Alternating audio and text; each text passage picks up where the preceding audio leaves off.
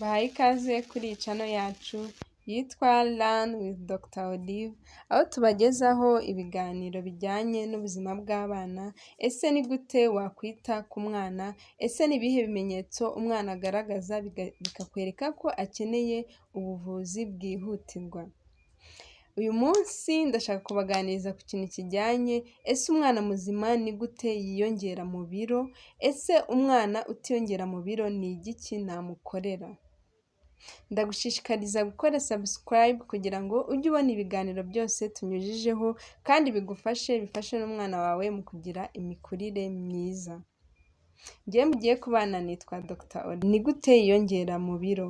Ubundi umwana iyo avutse ageza ku munsi wa 10 nibura asigaranye ibiro yavukanye.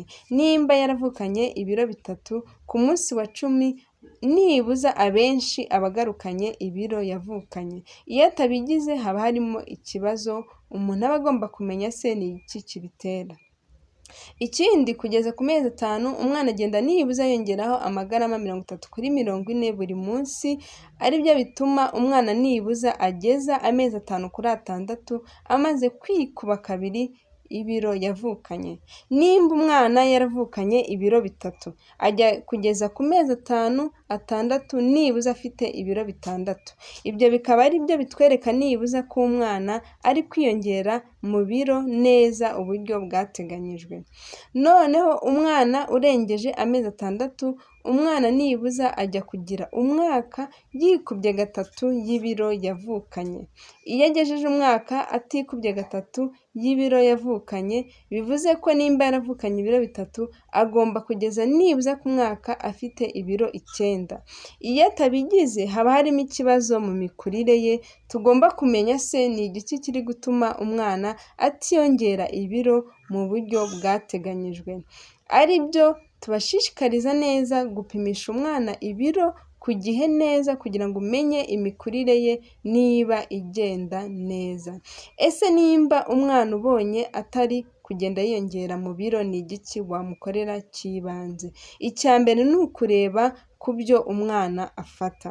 Nk'uko tubizi, umwana uri munsi y'amezi 6 agomba konka ibere cyangwa agomba gufata amashereka gusa. Nimba uwo mwana yonka gusa, ni ngombwa kugenzura uburyo umwana umwonsamo.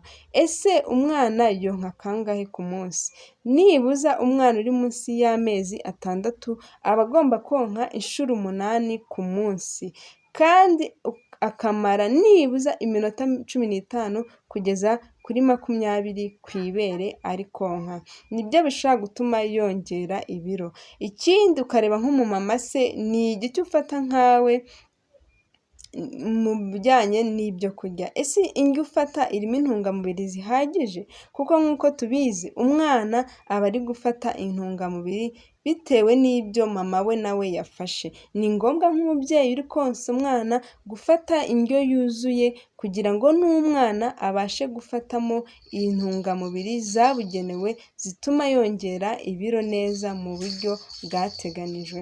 Ese umwana uri hejuru y'amezi 6 we ni igiki nakora kugira ngo niba adakwijije ibiro nawe bibashe kwiyongera?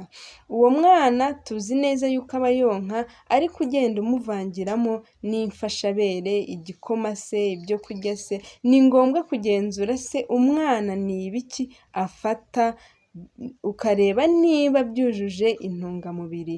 Umwana aba agomba gufata indyo yuzuye, ariko cyane cyane ikungahaye ku byubaka umubiri.